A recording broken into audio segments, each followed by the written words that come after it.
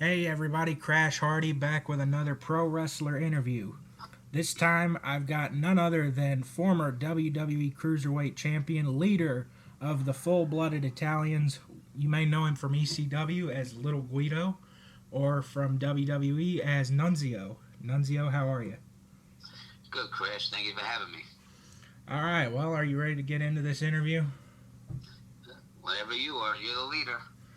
All right, well, my first question for you is how did you get started in the wrestling business and what made you want to become a wrestler?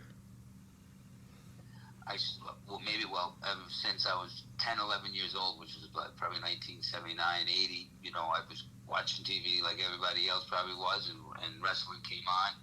And I can't go as far back to say, oh, I remember the first guy that I saw.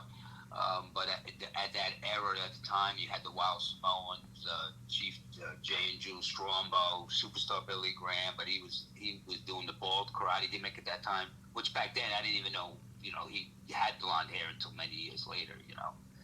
And I became a fan, and I always made my father bring it to Madison Square Garden every other month. It was on cable when I was younger. Now I'm like 10, 11 years old in New York, and it was on in MSG, and every other month it was on cable, and then it was a house show, you would call it, I guess. Didn't know that's what it was called then. And my father would bring me to the garden, and I was there for the first WrestleMania. And I became a fan, and I wrestled in high school. I did all that kind of wrestling. And when I went to wrestling camp, I met this counselor. His name was Jerry Fazio. And somebody mentioned to me, I didn't know, I was on a different floor. They're like, oh, there's a pro wrestler. He's one of the counselors upstairs. And I'm like, really? Who? And they're like, oh, the Executioner. Not knowing at the time there's 30,000 of them, and I'm like, I know who that is. So, I was like, where is this guy you're saying? So I thought when I first met him, because I never saw him without a mask. He always had a mask on. You're the Executioner, Of course, he's acting like there's only one. And I still talk to him today, but that's what he had to do back then. I was just with him, actually, Jerry Fazio. And that was it. I was in wrestling camp, and I was still in high school, actually. I was a senior, and he's like, well, when you graduate wrestling, high school, he goes, give me a call, and I'll give it a wrestling school. And I gave him a call. He sent me to East Coast Professional Wrestling School up in Parsippany. That's nice. That's how it all started. And I was trained by Gino Caruso, Mike Masters, Kodiak Bear. And the school's still up there, Gino Caruso. So, what was the first promotion you worked for? The first promotion outside of the school. So I started wrestling to wrestling school. I was there like 4 or 5 months, and somebody called Gino Caruso, and they were going to an independent show in Jersey City. Now I did a couple of shows in the school for ECPW, East Coast Veterans Rep, but it wasn't called that back then. There was no name. This was back in like 1992. It was just a wrestling school. Didn't even have a sign because it was kayfabe back then. I only knew about it because I met that one guy. Now you go online, you push a button, and boom, 80,000 things come up. To go into that story. What was this? What was it all Uh, so, how was it working for Paul Heyman in ECW? Well, you asked me another question. I was in the middle of it, and I just had a brain fart. I was just Oh, I'm answering sorry, something. I misunderstood you. I had a brain fart. What the hell were we just saying? You were talking about the first promotion you worked for. Okay. So I was at the wrestling school, and they called. They needed somebody, and the guy that they wanted, he was a student too. For some reason he had something to do. And Gino Cruz was like, "You want to wrestle?" And now I never had a match outside the school. I'm like, "Oh yeah, I guess so." I said, "All right," and we went down to Jersey City, and it was for Tito Torres. You probably could look him up. He was a Jersey promoter. He wrestled for a very long time. I don't know what the name of the promotion was, but it was in Jersey City for Tito Torres. And then after that was for the Savoldis, and then for Dennis Glam.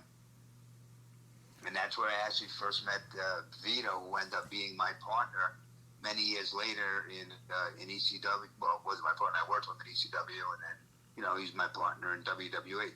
So I met Vito when I was Damian Stone. He was just doing the whatever he did, the German gimmick or whatever. Skull Von Crush. Skull Von Crush, yes. I think he was doing like a German. So that's when he was Skull Von Crush. That's when I first met him. This is like 1992, 93. And that was for Dennis Glam. That's another promotion that was run out of New Jersey. All right. So your first big break would probably be ECW, right?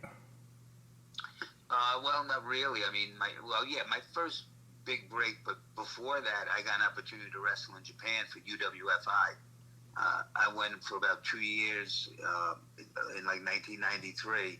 Got an opportunity to go wrestle for UWFI in Japan, and I did that for about 2 years. And I was trained by Billy Robinson in the shoot style and all that stuff. So I did that, and I was living in Tennessee. They were paying for my apartment. I was training with Billy Robinson. I was going to Japan every month, once a month. And I did that for like a year and a half.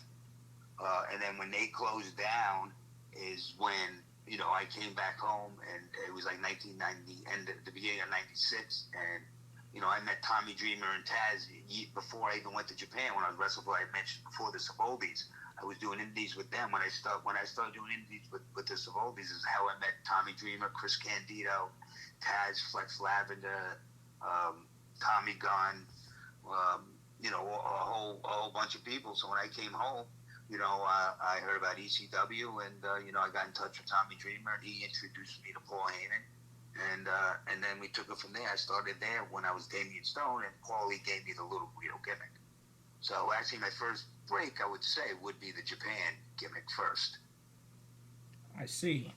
So this might be a personal question. If you don't want to answer it, you don't have to. But does Paul Heyman owe you money? No, Paul don't owe me no money, and I would tell you. Paul owed me money, and I'll give you my story. Yes, he was missing checks on towards the end. You listen to some people, they and some people owed a lot of money because they had flights and stuff like that. That's a whole different story. But towards the end, he would miss a payday, and then you would get paid next week, get paid next week, get paid next week. Then you would miss one, then get paid, then would miss one. So that was no problem. It was never like we went 3 months without getting a check. No, we never was like that. Now there were certain people that were in the office that had different type of expenses and stuff like that. But we're asking about me. So now if I add that up, okay, he owe me 3 or 4 weeks of checks. Let's just add all that up. And if it wasn't for him giving me an opportunity in ECW for 4 years. And then when he went to WWE, he's the one that got my job there, and I was making 6 figures for 8 years. So you tell me if I owe Paul Heyman money. Yeah, kind of. But does Paul Heyman owe me any money? Yeah, I guess it kind of balances out. Balances out. It balances out in my direction, and I'm not just saying that. That's just the truth. That's just the truth. He did right by me. And towards the end of the company, it was a struggle for everybody, including him. And and just we all had to move on, and everybody moved on. And everybody in that group did pretty well. So, everybody has to treat Paul the way they feel that he treated you. And I always got along with him. Listen, everybody's going to fight with people. But no, I don't think Paul owes me any money. All right, well, this next question may be a little out of left field, but so when you worked in ECW, everybody in ECW pretty much, except for maybe like a few guys like Super Crazy and some others, a lot of them used copyrighted music. So basically, did you guys get to pick your entrance music, or would Paul Heyman or somebody pick it for you? No, I never. No, we never picked our music. We got Staying Alive in ECW. I know I didn't pick it. I'm sure a lot of guys. I'm sure, like if I asked to play a certain song, I could pick it. And it did amaze me how they used all the regular tunes, all the regular songs. I was Staying Alive. Tommy G was Man in a Box. Terry Funk did. And God bless Terry. I mean, I know this is tape, but God bless. So throw that out there. God bless him. He passed away today at the age of 79. He gave a lot to the business, and kept it going to the end. I was just on the show with him right before COVID, and I have a great picture of him. God bless him. Like I said, this is going to air a little later, but Terry Funk. Yeah, rest in peace. My next question involves the creation of the Full-Blooded Italians. Who came up with the idea for this stable? Well, in ECW, it was Paul Heyman. You know, like I said, when I started there, I was Damian Stone. When I first went there, you know, they didn't have a gimmick for me. I wrestled there 3 months as Damian Stone. And JT Smith, who's the original member, which a lot of people don't know that, and I've said it 100 times. JT Smith is the first member of the Full Blood Italians. Paul Heyman had him doing the FBI gimmick. JT Smith coming out singing Frank Sinatra. And then when I was wrestling Damian Stone, I went to Lost Battalion Hall in New York City. We were booked on the show. I was going for the ECW.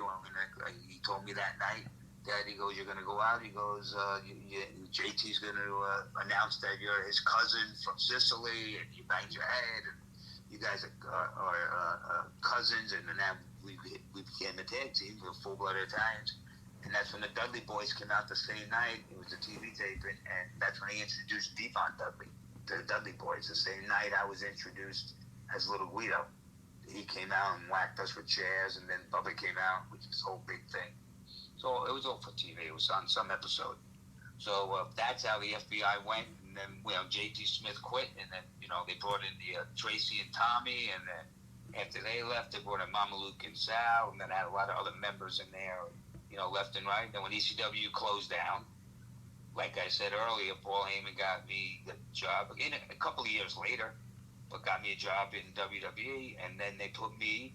Paulie was the writer; he was there at the time, and I don't know who came up with it there. I went in on my own, by myself, and then they formed. I was Jamie Noble's cousin in the beginning. Uh-huh. Then they put me with Chuck and Johnny, and they made the FBI. I'm a Magic Paul. Came up with it. I forget who exactly came to me and told me, but that's how Magic he started there. And then when they pulled Chuck, I think Johnny left. He went to TNA, and Chuck started doing a motorcycle gimmick, and then they gave me Big Vito. I went on my own for a little while. They had the title, then they gave me Big Vito. Or other way, then they gave me a title when I was with Big Guido, the cruiserweight title. And then they brought you guys, put you back with Tony Mamaluke and Big Guido in the ECW relaunch. Is that right? Wait, say that one more time. When they brought back ECW as a third brand, they put you back with Tony Mamaluke and Big Guido. Is that right? For that little 2-year run, I was already there. So when that was in 2006. So when I was there already, they brought back all the extra the ECW guys that weren't working there. There was still a lot of us that were working there. I was there still. Jim was there. RVD. They brought in Balls, Axel, a lot of Just Incredible. A lot of guys that weren't working. Sandman. A lot of guys that weren't working for the company at that time. And then yes, they put me on the ECW brand. And, I was doing the 10 o'clock at night show, 10 to 11. But that only went for whatever ECW that branch went, about a year and a half. And then once that closed down, I stayed in WWE for about another year, I think, and then they released me. That was the end of it. So, you said Paul Heyman brought you into the WWE. What was his original... what were their big plans for bringing you in? Was it just the angle where you were Jamie Noble's cousin? Well, when I got the phone call, from Johnny Ace, and, I went in and did a tryout first. I had to do a tryout first, and then, I ended up getting the job a few weeks later, and they offered me a contract, and then they brought, I did house shows for them for about, I would say, a month or 2 months, and then we got to TV, and they said we're going to be Jamie Noble's cousin, and then and that's how it all started. And me and Jamie started doing a little stuff together with Crash Holly, Funaki, all the guys, then I kind of branched off and went with with Chuck and Johnny. They pulled me away after only 5-6 months. I was doing a Jamie Noble thing. And then they started using the cruiserweights, though. They had Hurricane, they had Chavo, they had Funaki, they had Scotty 2 Harty, they had Akio at the time. They had, I'm missing, Crash. a million guys. Jamie Noble, Crash, until he passed away. He passed away early when I got there. I got there in 2003. Crash, because Crash was very good to me when I got to WWE. You know, I had friends, but you know, that was nerve wracking going in. But you don't really see your friends. The company's so big. You know, I had friends there, but you know, I Crash Holly took, you know, really made me comfortable. I didn't know him before. Actually, I did. I'm wrong. I knew him from ECW, but not that well. He was on the ring crew for a little while. I talked to him a little bit, man, but then boom, he was gone. Then he ended it. He went to WWE. Yeah, You know, so he didn't spend too much time in ECW. So. Yeah, it's a shame Crash is gone. He's actually my favorite wrestler, so I'm always open to hearing a story about Crash Holly. So. Yeah, well, he was very good to me, and you know, he showed me the ropes of how their locker room worked and how everything, you know, what to do, what to not to do, kind of, and you know, I just appreciate him because he didn't have to do that because I wasn't really a good friend of his at that time, and then we became friends, and he passed away while we were in WWE together. We went home for a weekend, whatever it was, and whatever, I forget exactly what day it was, but. It was probably 2005. We're in 2023. 2003 is when Crash passed away. All right, so when I went to WWE in 2002, so I had a good year with him. Felt fast but long. Well, I guess it didn't feel long, but it was just because that 1 year, like I said, he kind of took me under his wing. You know, I kind of drove with him, hung with him. You know, so it just felt like a little longer than that. But yeah, if he passed away in 2003, obviously it was only a year. I just really was with him. Well, so let's circle back around to ECW a bit. If you had to pick one match from your entire time in ECW that you would say is the match of Little Guido, like this is the one match you have to see, which match would you pick? Yeah, I mean, you got to understand that's a super hard question. That's a super hard question. There's some matches I don't even remember I did. But I could tell you some favorite ones that I had that aired that, you know, that I liked, you know, and you could always go back and watch them because of the internet. They're all, if you ever put it in. But I did a hardcore TV with Rob Van Dam. I mean, I worked a whole circuit with him, house shows and stuff like that. But we did a TV match. It was from Chicago. And then on hardcore TV, if you Google Rob Van Dam versus Nunzio, that match would come up for TV. It's a house show match that obviously you're not going to see. That I feel was a good match. It was a good match for me too, especially, you know, going, I wouldn't say toe to toe, but I had some good offense and we worked a pretty long match before he beat me. I would say 12 minutes, 13 minutes. Like I said, go back and watch it. You know, I had great matches and and Rob, I could pinpoint the one place because it was a TV tape and it was in Chicago. I can't name all the little house shows I did around, but I did so many matches with Tajiri on TV and super crazy. And I had great matches. I can't pinpoint one. I mean, well, I guess I can actually. It was I would say 2 or 3 of them we did because of New York City at the Hammerstein Ballroom. You know, we have in ECW, especially one of them was probably when we came back with the One Night Stand, which I think was 2005. We did a tag match. I think it was me and Mama Luke versus Mikey and Tajiri. You know, that was another like one great one, and I think the fans enjoyed. You go back and watch it. You know, it's what we like too, but it's only good too when I watch it back through my eyes and I'm watching the TV. I'm also listening to the people. You know, I can sit there and think it's the best match in the world, and if the people ain't hollering booing at the right time, you know, then at the end of the day, you know, you didn't entertain them in that match anyway. You know. Yeah, the fans' opinion kind of means the most in the business because they're the ones that are paying to see you. Yeah, I mean, you know, to an extent, it doesn't mean you let them assault you. Well, yeah. You know, but I mean, they will do that sometimes. So you won the Cruiserweight Championship when in WWE. You won it from Juventud, is that correct? I won it from Paul London one time, and then I won it from Juventud. I won it from Juventud in Italy, and then I lost it in Germany, and then Paul London, I think I won it in Connecticut. So for some reason, you're only recognized as a one-time champion. Why is that? Yeah, and then if you go on my Wikipedia, it's 2-time. You go back on it, you'll see it. I haven't been on it in about over a month, for a long time, I guess. But I know I saw it on there. I'm assuming, unless somebody takes it off. I mean, I don't have nothing to do with Wikipedia. But I think if you go back there, I think you'll see it says 2-time. Oh. Well, I was a 2-time. I know for a fact I was. Yeah, I know you were too, but I must have misread something. But Yeah, that's fine. That's fine. But a lot of times when I do independents all the time, I don't even tell them I don't give them my name or anything or phone down. They always say two-time ECW champion and two-time cruiserweight champion. So, when they made you the cruiserweight champion, were there really any plans for that, or did they just kind of throw the belt on you just to kind of make somebody champion for just the hell of it?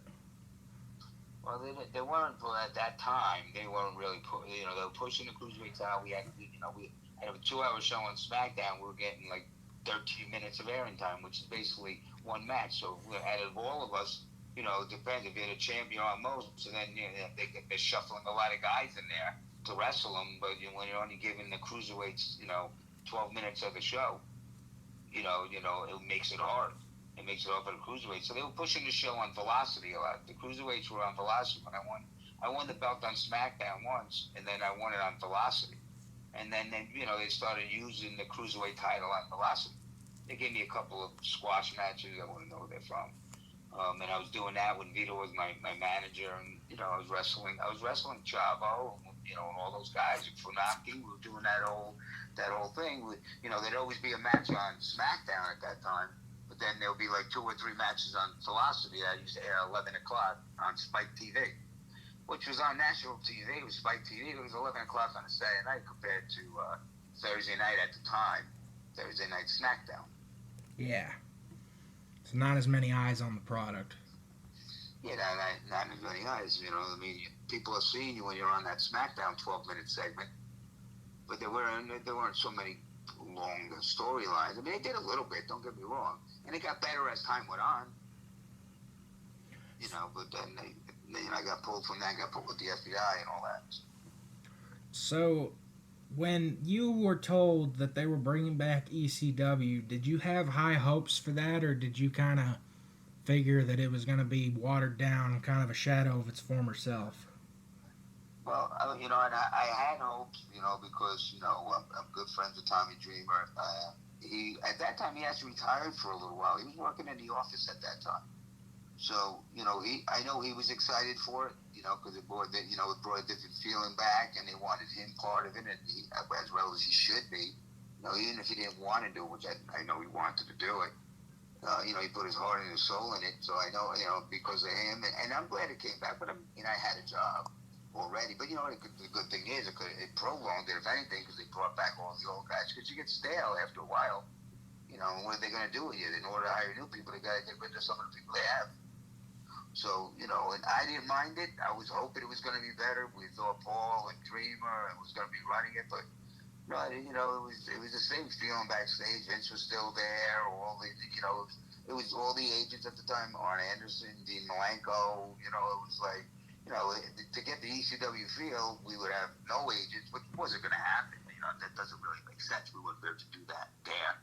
But, in WWE, it wasn't really. All he came and just told everybody what to do, and the Dreamer was like an agent, but he was like the only one. It wasn't like, like now they got Jamie Noble, and they had agents. With me, it was Arn Anderson, Briscoe, Jack Lanza, Tony Garea, Sergeant Slaughter. And every match, these agents would be at your matches telling you what you're doing. So you never did that. But I got in ECW, never did that. But when I went to WWE, I got well used to all the agents being around. So when they did the ECW thing, one of the feelings right away backstage was it was still produced by WWE. We went out there and wrestled some ECW guys, but I think after the Hammerstein Ballroom and the first couple of shows, that it just didn't seem to work after that. I was excited for it. I didn't want it to end the way it ended. It's the second time I ended for that. But even when it ended, I think I was still stayed in WWE for a little while. I could be wrong on that, or maybe ECW survived a little longer than I did. I'm not really sure about that. So, well,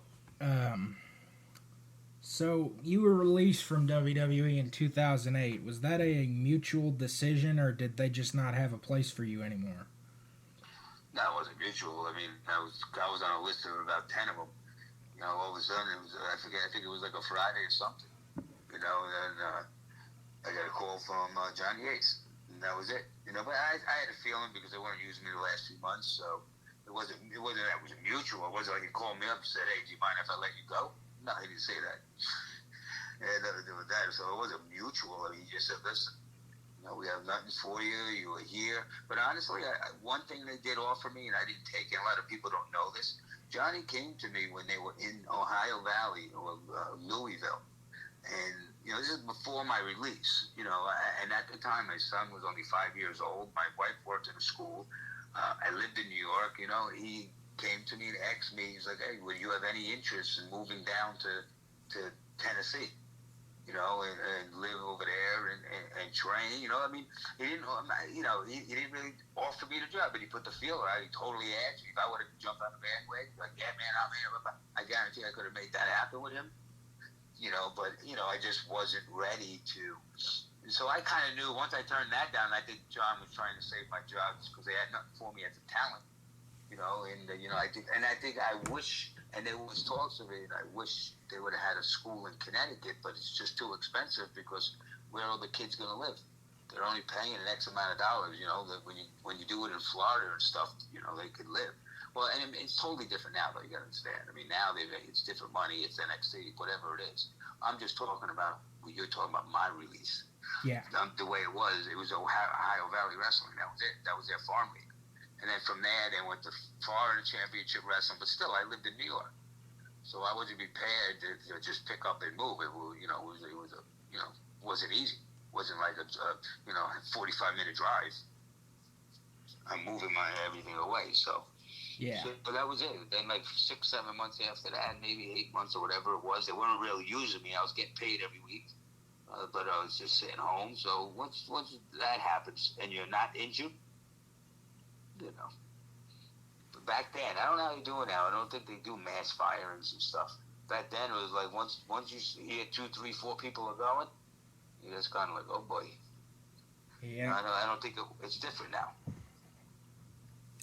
Well, this last segment I want to do with you, Nunzio, is a little bit of name association. I don't do that. Hate that game. Don't do that. You don't want to do that? All right. No, I don't want to do that. I don't like that. Well, it's the worst game in the world. Well, then... it's funny. That's one thing I was going to talk to you about, and I forgot to mention it. I'm like, he ain't going to actually do that. Not a big fan of it. Sorry. You're all right, man. Last thing I'll ask you is you did make a short, little stint in TNA. How did that come about, and what was the plan there? Well, that was planned, that was a little... Dreamer was in there helping, run stuff. Vince Russo was there. Eric Bischoff was there, and that's when Hogan was there and stuff. So they did the little angle where they were bringing the ECW guys back and going to give them contracts. So we were wrestling that night, and the deal was we thought we were going to come in for we did about a month, 2 months with them. And then, we did a few angles of TV, and, I was, I think Tom was trying to get, a few guys to stay and actually get the contracts and work there. But you know what? There was a lot of people involved, and, at the time, Eric had his people, Vince Russo wanted his, so it kind of like, they didn't want me, they didn't want Mama Luke at that time, so it just didn't work out, and Terry Taylor came to me and Mama Luke and just said, hey, listen, this, going forward, this is after a couple of months of us being there, and then this is the time, they were going to offer you the contract, so we had to go out there and wrestle, and we were going to lose, and since we lost, that was going to be it. Terry Taylor was honest with us before the show. He said, listen, we're not bringing you guys back, and we wrestled Bobby Roode that night, and James Storm. Mr. Bobby Roode, and they told me right up front, they said, listen, and Terry, I give Terry Taylor credit, that's why I did it, and I like Storm, and I like Roode, so they just, I knew I wasn't coming back. It was kind of like a 70-30 match. They kind of killed us, and he even gave me a choice. He says, if you want to go, you can go, and I said, no. I talked to Tony, I said, no, we'll do it, and that's it. And we did it, and we said, right, but you know what, ever since then, I went back to, years ago, I went back to Impact for the pay-per-view that Dreamer produced. I went back about 2 or 3, going to be, right before COVID. I went back and worked with Impact pre-COVID. So I mean, I've been back there numerous times since then. But it didn't work out there. They just didn't want to keep us at that moment. Well, Nunzio, I want to thank you for doing this interview with me. I had a lot of fun doing this with you. And do you got anything you'd like to promote? Yeah, well, I got my Instagram, Nunzio_Guido. So you can follow me on Instagram. You can follow me on Twitter. Same thing with Guido_Nunzio. You'll find it quick. Nunzio_Guido. That's my Instagram. Same with my Twitter. And that's it. I got MLW coming up September 3rd. Everybody's going down to Philly. We'll be doing that. And I think that's it, bro. All right. Well, thank you for doing this interview with me. All right. Take care. You too. Ladies and gentlemen, that was Little Guido, a.k.a. Nunzio. If you enjoyed this video, please hit the like button. If you have any requests for a wrestler you would like to see me interview, just comment it down below. Hit the subscribe button if you enjoy my content, and hit the notification bell to be notified every time I upload a new interview. Thank you all for watching. Bye-bye.